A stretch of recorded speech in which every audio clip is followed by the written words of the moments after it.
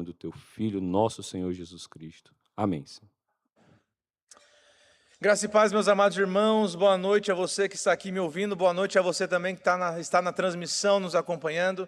No último domingo, na última semana, no domingo pela manhã, para quem estava aqui sabe e lembra que nós ficamos do lado de fora de uma festa. Nós meditamos sobre a religião que murmura, aquela religiosidade que até aprende a linguagem da graça, mas pratica a gramática da exclusão. Nós vimos os fariseus encostados na janela, com críticas, descontentes, perdendo o banquete por insistir que eram justos, por insistir que não tinham fome. E a tese do sermão do domingo passado de manhã era simples.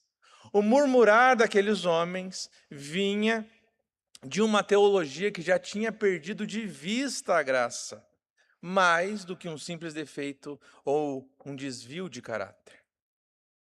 Acontece, meus amados irmãos, que havia uma outra história acontecendo do lado de dentro, porque enquanto os fariseus reclamavam, alguém havia sido alcançado e dentro daquela casa havia festa. Hoje, meus amados irmãos, nós não ficaremos do lado de fora junto dos fariseus, mas nós entraremos dentro da casa. A mensagem de hoje, desta noite, se chama Segue-me, porque estas foram as duas palavras que mudaram tudo. Sem uma doutrina explicada, sem um programa, sem uma lista de requisitos. Por isso, nós já lemos esse texto, mas vamos abrir ele novamente. Lucas, capítulo 5, a partir do versículo 27. O Evangelho de Jesus Cristo, de acordo com Lucas, no capítulo 5, nós leremos do verso 27 até o versículo 32.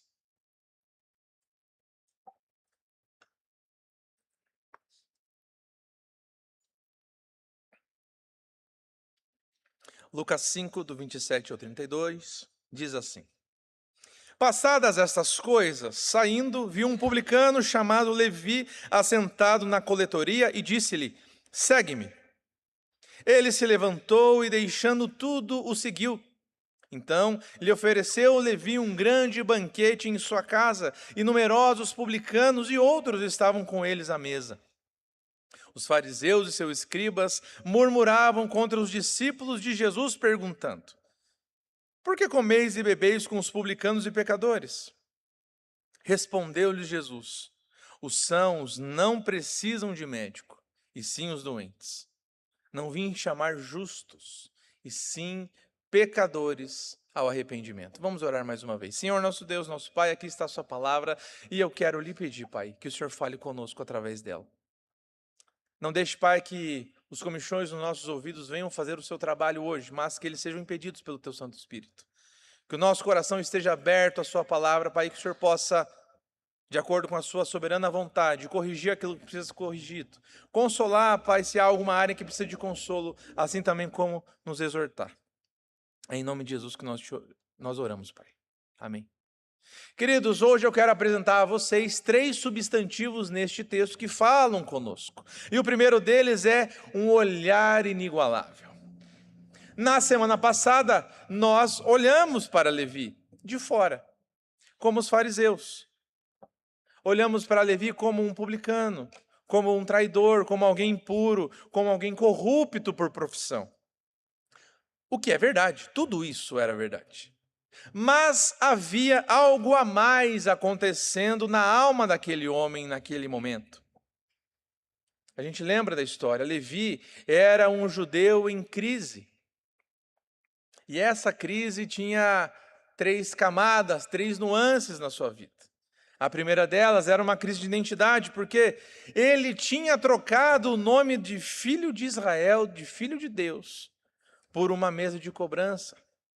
E o próprio povo, seus irmãos, certamente nunca deixaram que ele esquecesse disso, dessa troca. Mas também havia uma crise social, porque os únicos que se assentavam com ele à mesa eram pessoas igualmente descartadas, marginalizadas.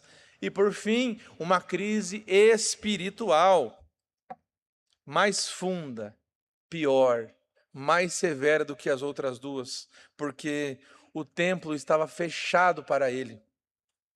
A oração comunitária, o perdão, o culto, não é? O pertencimento ao povo de Deus. Tudo isso havia sido bloqueado na vida de Levi, ou também conhecido como Mateus, por conta da profissão que ele havia escolhido. Todos os dias, sentado na coletoria, atendimento após atendimento, carro de boi passando atrás de carro de boi, olhar de desprezo após olhar de desprezo. O vazio ficava dentro do coração daquele homem. Os olhares eram os mesmos, a sensação de estar do lado errado de tudo continuava ali, quieta, pesada. E há um detalhe nessa história que talvez passe desapercebido para muitos de nós, porque o nome que este homem carregava, Levi, era o nome de quê, meus irmãos?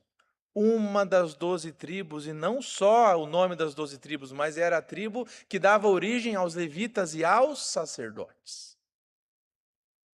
Esse era o nome de Levi. Que ironia, não é? Que interessante, porque um homem com o nome dos que serviam a Deus trabalhava para o inimigo do povo de Deus, sentado exatamente onde nenhum Levi deveria ou poderia estar. Mas a história não fica assim, a história não continua assim, porque um dia Jesus aparece na estrada. No meio de todo aquele movimento, Jesus para, fixa os olhos em Levi com um olhar que, além de curiosidade, além de pena, é o olhar de alguém que reconhece outro alguém, só que esse, perdido. E um olhar que finalmente encontra esse perdido. Um olhar de alguém que já havia decidido muito antes da criação do mundo, e mesmo assim, ou melhor, e por isso, parou diante de Levi. Ezequiel 34, capítulo 34, havia anunciado isso séculos antes. Se você quiser, abra Ezequiel 34, passe seu olho rapidamente, porque o que acontece no capítulo 34? O profeta Ezequiel denunciava os pastores de Israel que dispersaram o rebanho. Denunciava os pastores de Israel que exploravam as ovelhas em vez de cuidar delas. Denunciava os pastores de Israel que nunca haviam buscado as ovelhas feridas, nem curavam as suas feridas. Então, Deus, a partir do profeta, ele faz uma promessa um tanto quanto incomum. Ele diz que ele mesmo viria pastorear pessoalmente o seu povo, sem um intermediário.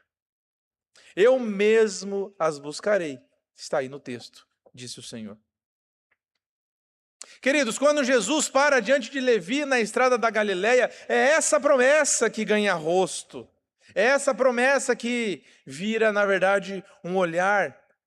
Porque o Deus que prometeu há muitos anos atrás, nesse tempo aqui, ir buscar pessoalmente o seu povo, estava ali, parado, fixando os seus olhos em um homem que a religião havia descartado e que os pastores de Israel tinham deixado para trás.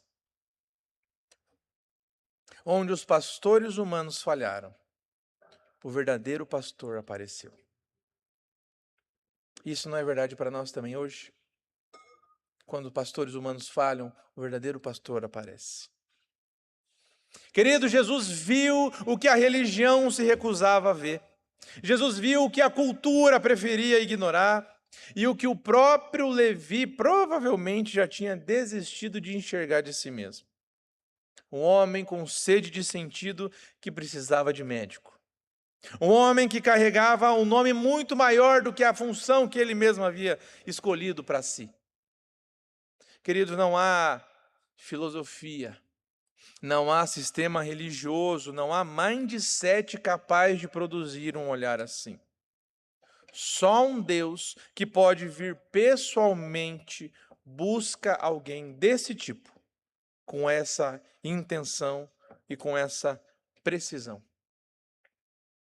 Mas perceba, porque se Jesus tivesse ficado apenas no olhar, isso poderia ter sido mal compreendido por Levi, ou até mesmo pelos outros, ou até mesmo por nós, os leitores do livro de Lucas, porque isso poderia ser simplesmente uma curiosidade passageira.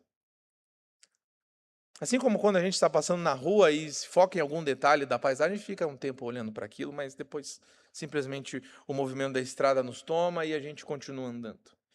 Por isso que o olhar de Jesus não ficou em silêncio. Porque ainda que seja um olhar inigualável, depois de Jesus fixar os olhos em Levi, Jesus abriu a boca. E o que saiu da boca de Jesus carregava mais peso do que qualquer outro convite, porque vinha a certeza de que esse convite seria obedecido. Que nos leva então para o nosso segundo substantivo deste sermão, que é uma palavra irrecusável. Veja novamente o texto. E disse-lhe: segue-me. Ele se levantou e, deixando tudo, o seguiu. Duas palavras. Sem discurso. Sem um convite formal, sem trombetas tocando, sem um período de experiência, de avaliação, de teste. Duas palavras. E Levi se levantou. E Levi seguiu. Mas perceba que a ênfase aqui nessa cena está na palavra de Jesus e não na decisão de Levi. Afinal de contas, ele não acordou naquela manhã com planos de mudar de vida. Ele não estava procurando um mestre, ele não havia feito nenhuma oração de consagração. Ele estava ali sentado no seu cotidiano, no seu dia a dia, fazendo aquilo que ele sempre fazia, sendo quem ele sempre era. Mas Jesus parou. Jesus falou. E então, Levi se levantou. E é importante para a gente focar nisso, que a ênfase aqui é a palavra de Jesus, porque é muito tentador para nós olhar para a história de Levi e falar: nossa, que homem corajoso. Um homem que finalmente teve a garra de abandonar a segurança financeira por algo maior. Nossa, eu preciso ser como Levi. Não, meus irmãos, o texto está falando de outra coisa. Ele diz que Jesus falou, e então Levi se levantou. E a diferença importa, porque a iniciativa foi de Jesus Cristo. E a resposta de Levi não teve nada de heroísmo.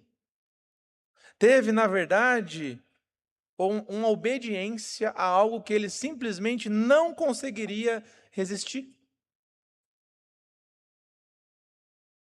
Aos mais antenados já sabem onde estou querendo chegar, não é? Falando de um convite que não é possível resistir. A confissão de fé de Westminster, meus amados irmãos, no capítulo sobre a vocação eficaz, ensina que esse chamado vem exclusivamente da graça de Deus. Aí abre aspas da confissão, não de qualquer coisa prevista no homem. Fecha aspas. E descreve esse efeito desse chamado como iluminar o entendimento e renovar a vontade até a pessoa passar a querer de verdade o que antes ela não conseguia, o que antes ela não poderia por si só. Foi isso que aconteceu ali. A vontade de Levi não foi forçada de fora, mas ela foi renovada por dentro. O seu coração foi regenerado para depois ele se levantar e aceitar o convite de Jesus. Ele se levantou porque ele queria sim, assim como acontece conosco quando Jesus para diante de nós e nos faz um convite para o seguir. Mas Levi apenas quis, porque a graça de Deus havia criado esse querer dentro do seu coração. João Calvino, muito conhecido de todos nós, comentando esse episódio, ele disse que a palavra de Cristo não se limita a instruir o ouvido, mas arrasta o nosso coração junto. Essa, meus amados irmãos, é a diferença entre um convite humano que apenas propõe e o chamado soberano de Deus que cria aquilo que chama. Lembramos do que a gente já leu na Bíblia tantas vezes, afinal de contas, a mesma voz que um dia disse: haja luz, no princípio. A mesma voz que um dia tirou Lázaro do túmulo pelo nome. É a mesma voz que disse: segue-me, para Levi. E a mesma voz que diz para você: segue-me. Há pessoas, irmãos e irmãs, que passam anos esperando estarem prontos para seguir a Cristo, achando que precisam resolver as contradições internas primeiro, precisam largar certos hábitos primeiro, precisam organizar a sua vida primeiro, para então se aproximar de Deus. O que nós aprendemos com o chamado de Levi, meus irmãos, desmonta completamente essa lógica, porque Jesus chamou antes da mudança. E a mudança veio como resposta, como consequência do chamado, não como uma condição para ele. Queridos, ninguém chega a Cristo depois de melhorar. A pessoa só melhora porque chegou a Cristo primeiro. Isso fala conosco de duas maneiras, porque, primeiro, eu não tenho que pensar em melhorar sozinho para depois vir para Jesus. E segundo, eu tenho que entender que quando Jesus chama alguém, quando Jesus traz alguém, essa pessoa não está pronta. E o meu papel não deve ser, então, de ser como um fariseu, de exigir que ela esteja pronta. Afinal de contas, eu não estava pronto quando Jesus me chamou e eu não estou pronto ainda. Reflita sobre isso. Meus irmãos, perceba que Levi, o que Levi deixou para trás? Levi não era pescador. Levi não podia voltar a pescar igual Pedro fez em João 21, porque ele não tinha para onde voltar. Abandonar a coletoria significava que ele estava queimando seu barco, significava que ele estava queimando as suas pontes com a única vida que ele conhecia, com a única profissão que ele conhecia. O custo do discipulado deste homem era alto bastante para ser irreversível. Se a gente for pensar, os outros apóstolos tinham ofícios aos quais eles podiam retornar. Paulo, por exemplo, continuou construindo tendas. Mas Levi não. Levi tinha uma profissão que o excluía da comunidade judaica, de um jeito que nenhuma reabilitação automática poderia desfazer. Ele largou a única segurança que ele possuía, sem garantia nenhuma, além, aos olhos humanos daquela época, de uma palavra de um carpinteiro itinerante. E mesmo assim ele se levantou. De novo, porque quando essa palavra chega de verdade, ninguém consegue ficar sentado para sempre. Levantar-se, porém, meus amados irmãos, não é simplesmente o fim da história. Jesus me chamou, eu estou aqui, estou andando com ele, então está tudo certo. É apenas o começo de outra história, ou o começo da história verdadeira para a qual Deus nos chamou a viver.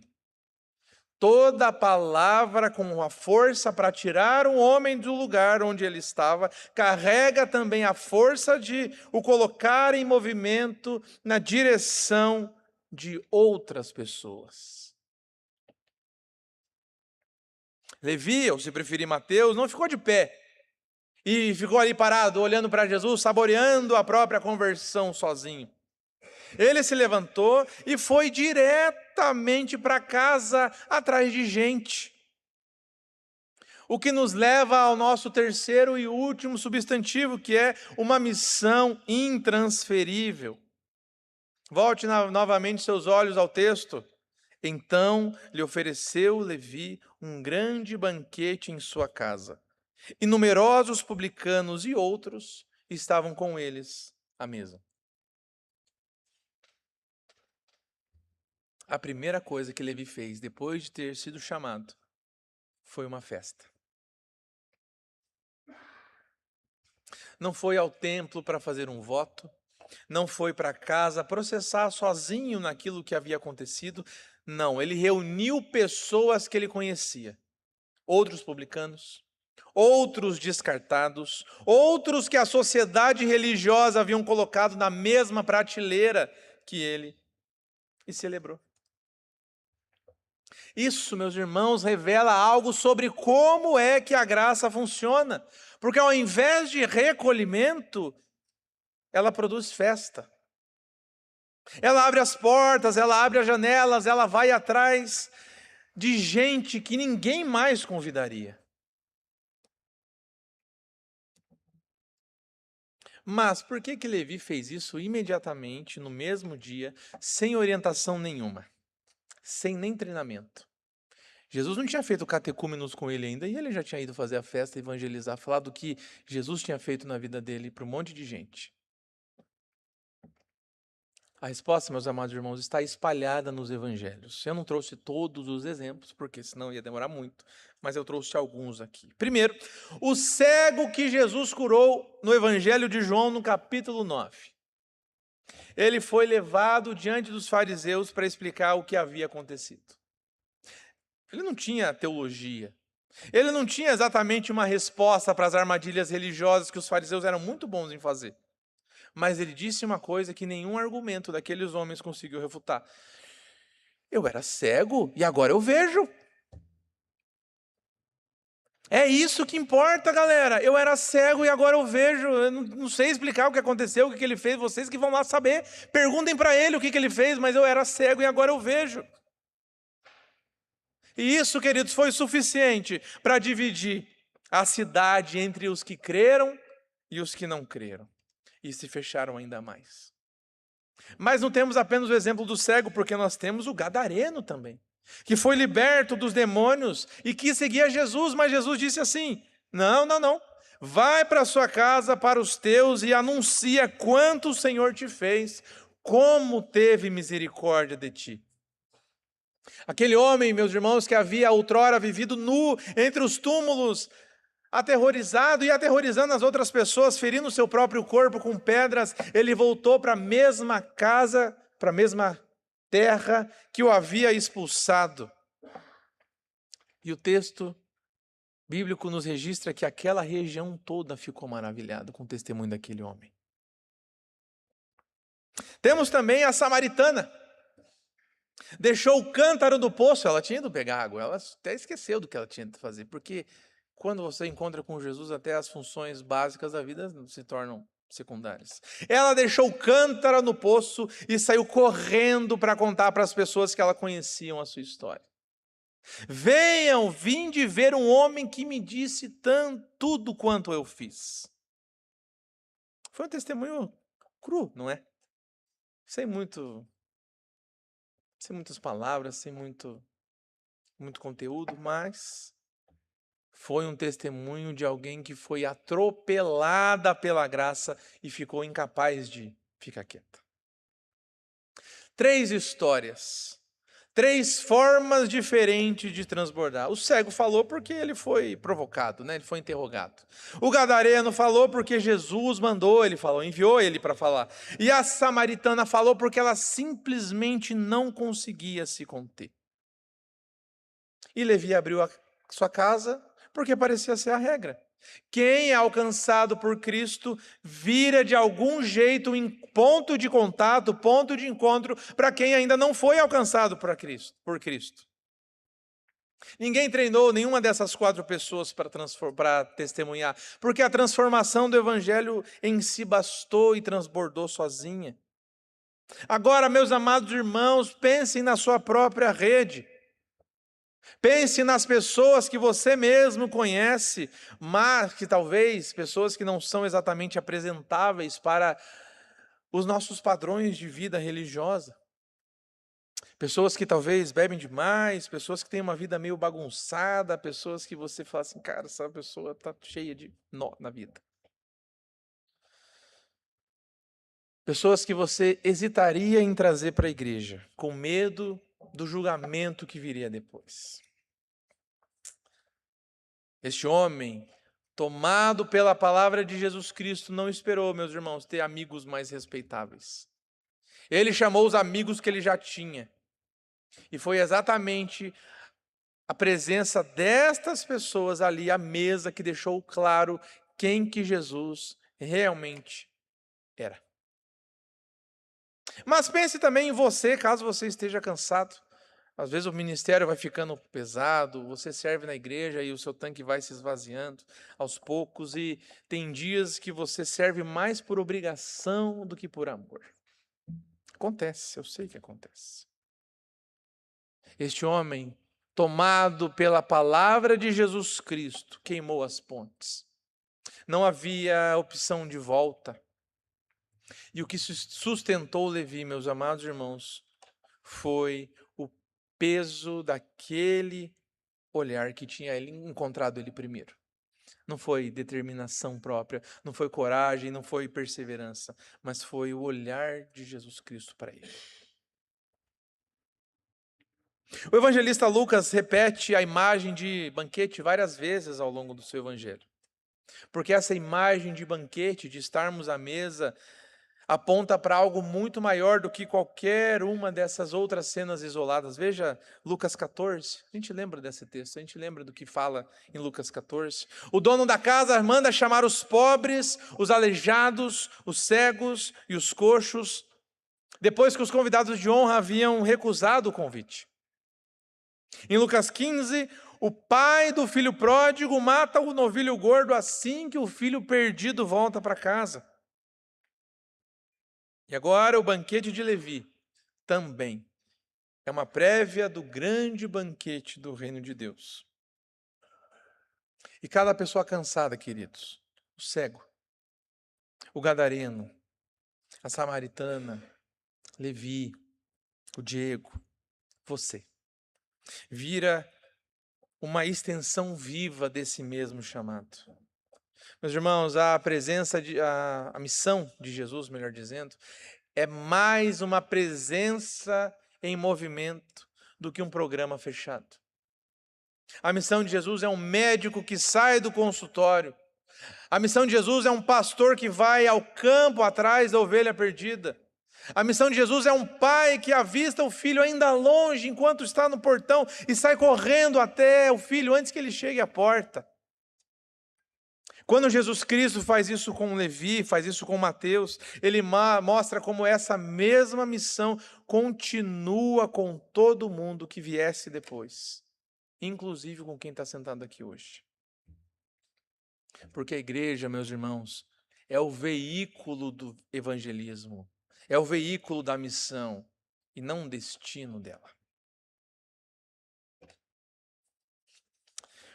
Concluindo, queridos, na semana passada nós ficamos do lado de fora, não é? Vocês lembram disso?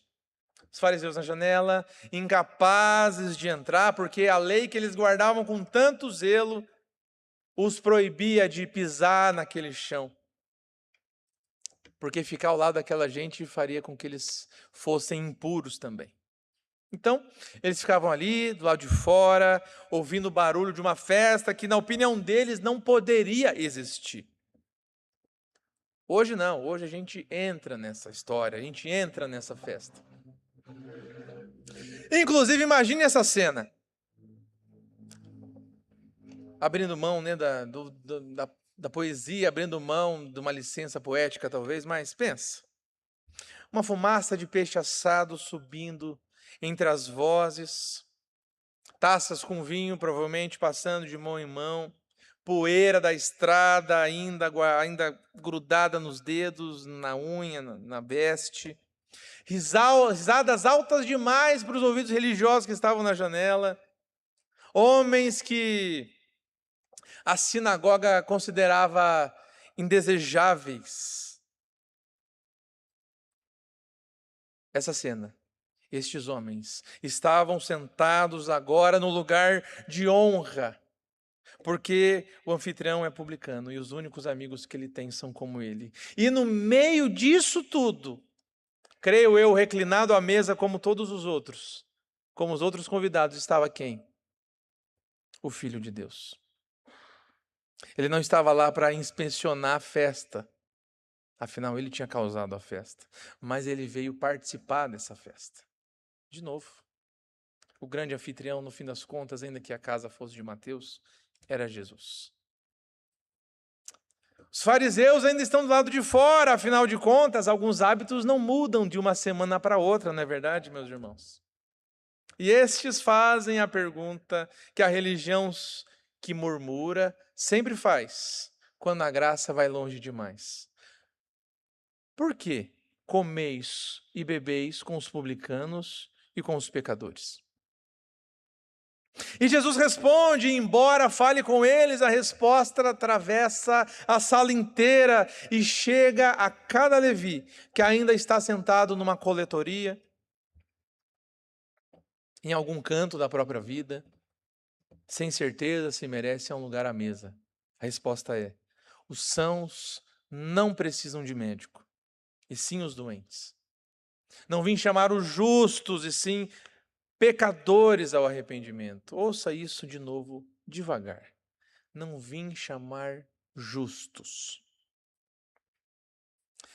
Meu irmão, minha irmã, se você passou anos tentando se qualificar para essa frase, só que do lado errado, tentando ser justo por si só, tentando provar que você é bom ou que já está bom bastante para merecer a mesa, saiba que ela não é sua e nunca será. Mas se você sabe que está doente, se você sabe de verdade que não tem como você se curar sozinho, essa frase, não vim chamar justos, mas pecadores ao arrependimento, saiba que o seu nome está escrito nessa frase. Porque o olhar que encontrou Levi na estrada é o mesmo que está passando pela sala agora. A mesma palavra que tirou da coletoria é a mesma que você está ouvindo nesse instante.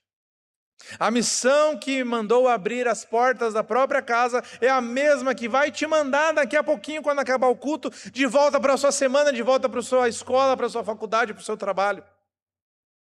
Para as pessoas que você conhece, para a mesa onde você já se senta. Porque a festa na casa de Levi acabou há talvez um pouquinho menos de 2000 anos, mas a festa que esta festa anunciava, não. Porque Cristo continua estando à mesa com pecadores. A pergunta, meus irmãos, sempre foi, na verdade, se nós vamos continuar do lado de fora na janela ou se nós vamos atravessar a porta que já está aberta e festejar com Jesus. E não se a gente é bom o suficiente para entrar. Segue-me, Jesus Cristo disse a Levi. E ele ainda está dizendo: segue-me. Então, ouça, levante-se, siga e seja enviado. Amém. Vamos ouvir o coral. Tudo por ele.